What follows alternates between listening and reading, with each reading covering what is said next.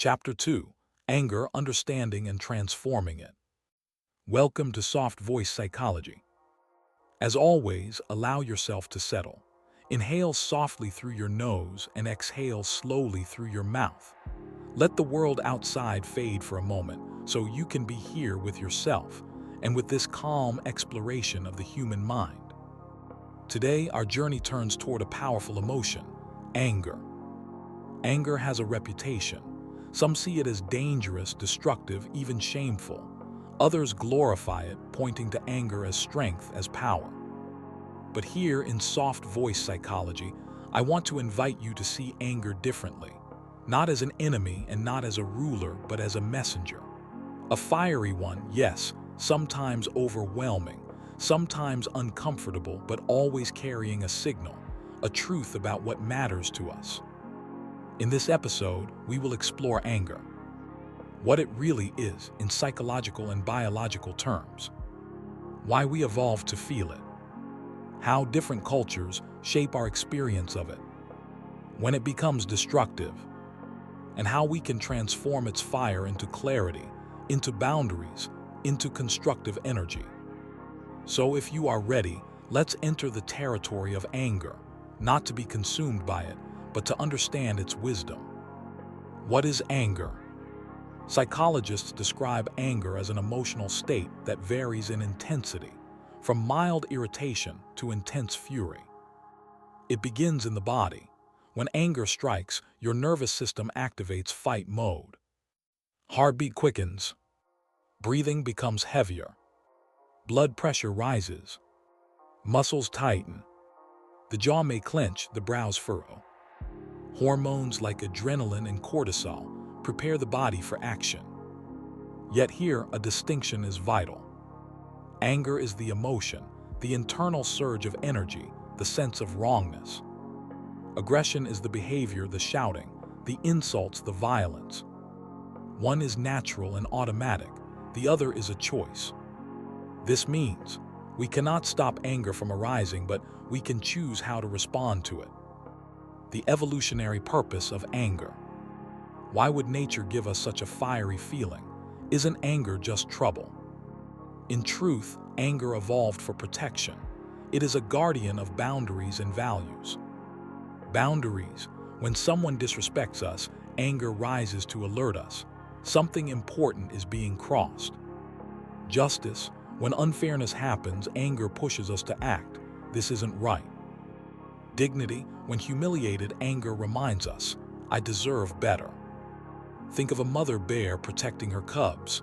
What we call anger is not random, but protective energy. Think of social change movements. Anger against oppression is the fire that leads to action, courage, transformation. So anger is not meaningless. It is a signal. Something that matters is at stake. Cultural lessons about anger. Not every culture feels the same about anger. In many Western societies, anger is often seen as a symbol of strength. The person who shouts, who stands up for themselves, can be respected. Leaders who display anger may be seen as powerful, decisive. But in East Asian cultures, anger is often seen as disrupting harmony. Expressing it openly may be considered immature or disrespectful. Families also teach silent lessons.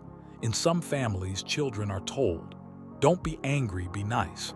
So those children grow up suppressing anger, afraid of it. In other families, shouting is normal, maybe even the only way emotions are expressed. Your own story shapes your anger. Reflect softly. Was anger safe in your childhood home? Were you punished for expressing it? Or was it rewarded, even admired? These early lessons become part of the way we carry anger into adulthood. Anger is universal. Every culture, every society, every community on Earth feels it. A brain in Tokyo, in Nairobi, in New York, and Buenos Aires all have amygdalas that ignite when a boundary is crossed. Yet although the biological machinery of anger is universal, the meanings, rules, and expressions of anger are not. Culture weaves its own fabric around this raw human emotion, teaching us not just what we feel, but what we should do with it. So let us take a slow journey across the cultural landscapes of anger to see how family, society, history, and even gender shape the way we relate to this fiery visitor. Western voices, anger as power and independence. In many Western societies, particularly in the United States and parts of Europe, anger is often framed as a sign of strength. Stand up for yourself, children are told. Laws, politics, even sports culture valorize the act of fighting back. A leader who shows anger may be perceived as decisive, passionate, powerful. Anger expressed in debates, arguments, and even in activism is often celebrated as energy for change. Think of famous speeches, where anger against injustice became not only acceptable but historically transformative. But there's also a shadow. In Western cultures, while anger in men is often normalized as strength, anger in women historically has been shamed, dismissed as hysteria, or labeled as unattractive. This double standard reveals how gender intersects with culture. Who is allowed to be angry and who is not? Eastern perspectives, harmony above all.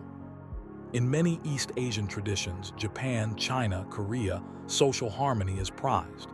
Anger in this context is perceived as disruptive, a force that breaks group cohesion.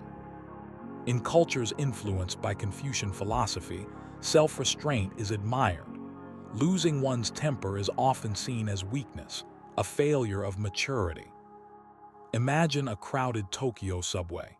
Instead of shouting at someone who pushes, the cultural script is quiet endurance. The anger may be there, but its expression is muted, woven into silence or politeness. Here the lesson is different. Real strength is not in expressing anger, but in mastering it, in holding harmony above personal fire. Collectivist versus individualist cultures. Researchers often compare collectivist cultures, where the needs of the group are emphasized, with individualist cultures, where personal independence and expression are prioritized. In collectivist societies, many Asian, African, Latin American, public anger is less tolerated. To show anger openly is to risk shamming the group, the community, the family. Anger becomes something experienced privately or transformed into indirect communication. In individualist societies, Western Europe, the United States, anger is sometimes viewed as a form of honesty.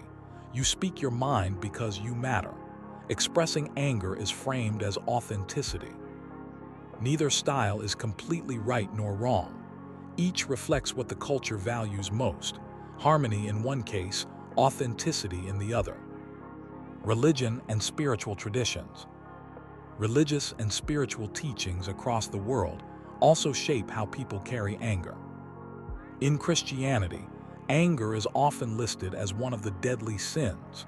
Yet the Bible distinguishes between righteous anger, such as Jesus overturning the tables of injustice, and destructive wrath. The lesson here is moderation, anger in defense of truth, not selfish fury. In Buddhism, anger is seen as one of the three poisons of the mind, alongside greed and ignorance. The practice is to observe it, not act on it, and to cultivate compassion to dissolve its flames. In Islam, anger ghadab is recognized as natural but dangerous if left uncontrolled. Prophet Muhammad urged moderation, teaching that true strength is found not in overpowering others, but in controlling one's anger. In Hinduism, anger krodha is considered one of the enemies of peace.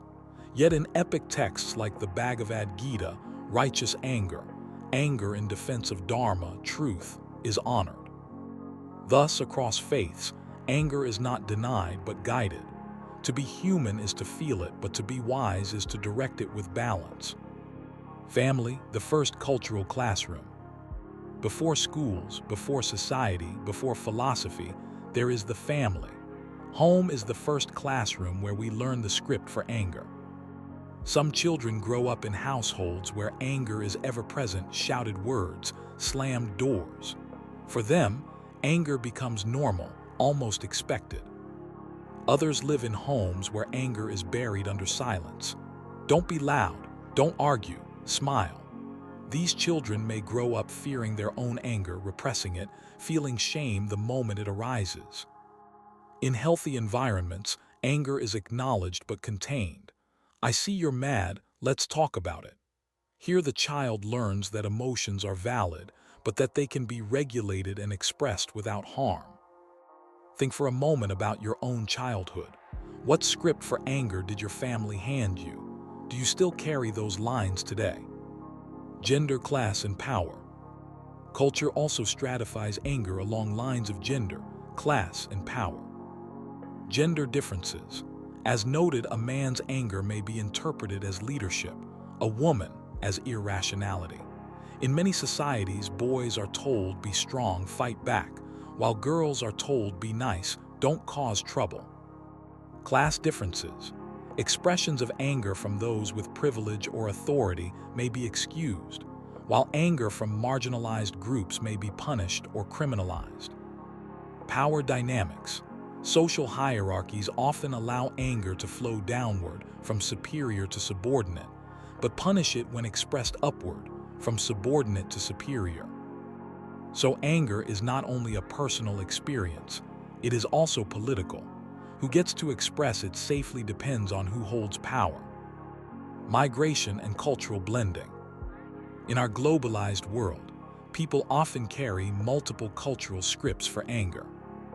A child raised by immigrant parents may learn at home that anger must be hidden, while outside at school, they are told to speak up and stand your ground. Adults who migrate to a new country often navigate this conflict. How to balance the lessons of their culture of origin with the norms of their new environment. Sometimes, this clash creates confusion, guilt, or even shame around emotion. Yet it can also become an opportunity, blending styles, finding a middle path that honors both restraint and authenticity. Lessons from cultural diversity. What can we learn from these cultural variations? They show us that no single way of handling anger is absolute. All over the world, human beings feel the same fire, but societies teach us different ways to hold it. Some ways, like repression, can be unhealthy if they silence our truth. Others, like explosion, can be destructive if they injure those we love. But between silence and explosion, each culture carries wisdom. Western cultures remind us, anger can be powerful fuel for justice and authentic self-expression. Eastern cultures remind us, anger must be balanced with harmony, restraint, and care for the group. Spiritual traditions remind us, anger is natural, but wisdom is found in directing its energy compassionately. Family reminds us, the first lessons of emotion linger deeply within us, sometimes shaping us for a lifetime. Neuroscience of anger. Inside the brain, anger starts in the amygdala, the almond-shaped alarm system that detects threat and violation. The amygdala shouts, and the hypothalamus and adrenal glands flood the body with hormones. Meanwhile, the prefrontal cortex, the rational part of the brain, quiets down. With less regulation, words slip out, actions escalate. This is why in moments of rage, logic feels distant. The amygdala, the alarm bell. The amygdala, a small almond-shaped structure deep in the brain, is one of the first to react. When something feels threatening, unfair, or disrespectful, the amygdala sends out an alarm. It doesn't stop to ask, is this logical? Is this a misunderstanding? No. The amygdala is fast, automatic, ancient. It evolved to keep our ancestors alive when speed mattered more than accuracy. On the savannah, delaying action by even a few seconds could mean becoming prey. So when a coworker insults us, when someone cuts us off in traffic, that same ancient alarm sounds. The body reacts before thought has time to evaluate. The hypothalamus, command center. Right after the amygdala, the hypothalamus takes charge. It signals the autonomic nervous system and the endocrine system. Messages travel instantly down the spinal cord, preparing the fight part of the fight or flight response. The heart rate accelerates. Breathing gets faster, pumping oxygen to the muscles. Blood vessels constrict, increasing blood pressure.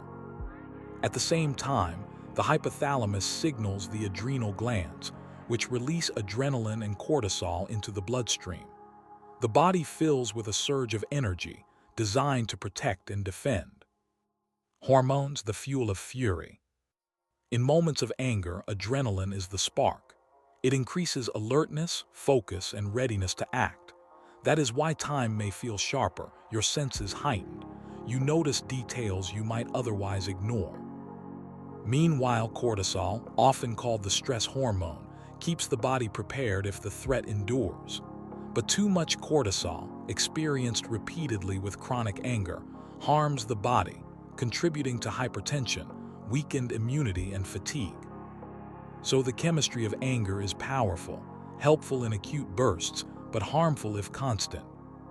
The prefrontal cortex, the voice of reason.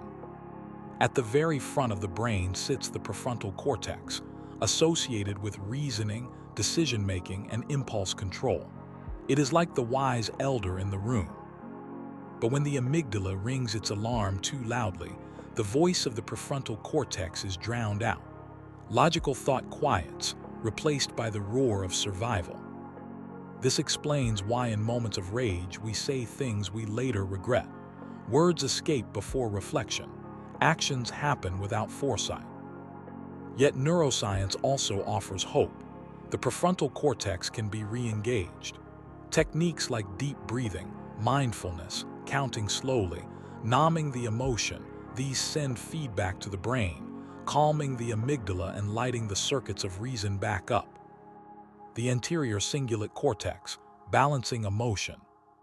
Another player is the anterior cingulate cortex, ACC. This area acts as a bridge between emotion and cognition. The ACC monitors conflicts, notices mismatches between what I feel and what I should do, and helps regulate response. When trained through practices like meditation, the ACC becomes stronger, better at quieting emotional storms and balancing them with awareness. The insula, body and feeling. The insula, tucked inside the brain's folds, is responsible for awareness of internal states, the racing heart, the clenched jaw, the flushed skin. When you notice your bodily anger, it is the insula translating raw signals into conscious experience. This is why mindfulness often begins with the body. Where do I feel anger?